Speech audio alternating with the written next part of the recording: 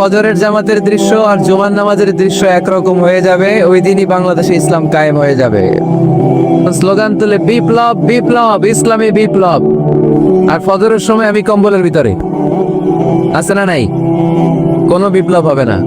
ফজরের নামাজ জামাতে পড়ুন, সকালটারে বরকতময় করে দিবে কে? আল্লাহর হাবিব সাল্লাল্লাহু আলাইহি ওয়াসাল্লামের মসজিদ ছিল সবার জন্য উন্মুক্ত, এখানে সবাই আসতে পারতে। এজন্য মসজিদ হবে সবার। আমরা মসজিদের আবাদকারী হতে চাই। এজন্য রাব্বুল আলামিন বলেন, ইন্নামা ইয়া'মুরু মাসাজিদাল্লাহি মান আমানা বিল্লাহি ওয়াল ইয়াউমিল আখির ওয়া কামাস সালাতা ওয়া আতাজ যাকাতা ওয়া লাম ইয়াখশা ইল্লাল্লাহ ফাআসা উলাইকা আন ইয়াকুনু মিনাল মুহতাদিন। সুবহানাল্লাহ পড়েন। রব্বুল আলামিন বললেন, মসজিদের আবাদকারী হবে তারা যারা আল্লাহর প্রতি ঈমান আনে, আখিরাতের প্রতি ঈমান আনে, যারা সালাত কায়েম করে, যারা যাকাত আদায় করে, যারা দুনিয়ার কাউকে ভয় পায় না, ভয় পায় একজনকে। চিল্লায় বলেন তিনি কে?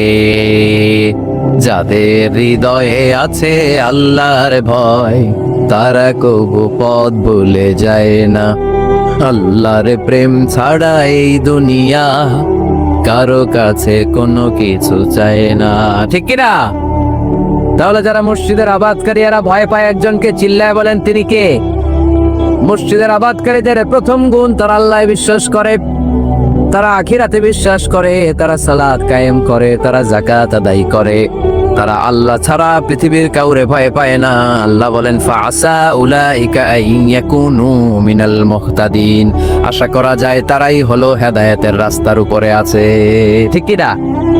তারাই মসজিদের আবাদকারী, যারা মসজিদে যায়, সালাত আদায় করে। এখন মসজিদের আবাদকারী আপনি হতে চান, আপনি মসজিদে যান না, আপনি আবাদকারী হতে পারবেন? মসজিদের অনেক সভাপতি আছে, মসজিদে যায় না, আছে না নাই? মৌলভীবাজারে এই সমস্যা বোধহয় নাই। মসজিদের সেক্রেটারি মসজিদে যায় না, আছে না নাই? তাহলে হইলো, এটা হইলো, এটা মেনে নেওয়া যায়? এই জন্য সভাপতি সাহেবরা, আপনি কষ্ট করে মসজিদ বানিয়েছেন, মসজিদে যাবেন। এই কথা বলেন কেন? এত দিকে বিশৃঙ্খলা হইলে কেমন হবে? বসেন আর অল্প কয়েক মিনিট। সভাপতি সাহেব আপনি মসজিদে যাবেন, সেক্রেটারি সাহেব আপনি মসজিদে যাবেন, তাহলে আপনি সঠিক মসজিদের আবাদকারী হবেন, ঠিক কিনা? আমরা মসজিদের আবাদকারী হতে চাই, ইনশাআল্লাহ। পড়েন উমরানুল মাসাজিদ। মসজিদের আবাদ কি করে করতে হয়? মসজিদ আবাদ করা এক নাম্বার মাধ্যম হচ্ছে মসজিদ নির্মাণ করা। কি করা?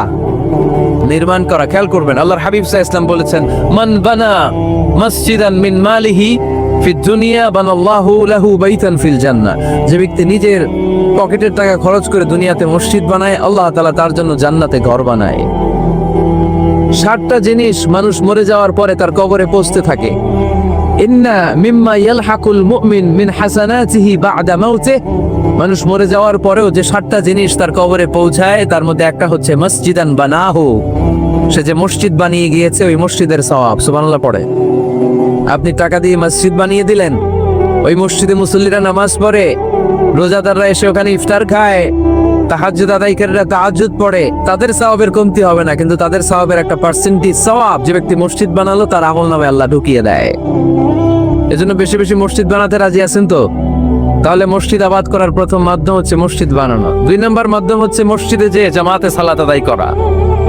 জামাতে সালাতুল জামাআ তাফদুলু সালাতাল ফারদি ব27 দারাজা। ঘরে নামাজ পড়লে, একা একা পড়লে যেই সওয়াব, জামাতে পড়লে 27 গুণ বেশি সওয়াব। সুবহানাল্লাহ বলতে পারলেন না? হে নামাজি আমার ঘরে নামাজ পড়ো আজ, দিলে মে তোমার চরণ তলে হৃদয় যায় নামাজ। হে নামাজি আমার ঘরে নামাজ পড়ো আজ, দিলে মে তোমার চরণ তলে হৃদয় যায় নামাজ। পড়েন আল্লাহু আকবার।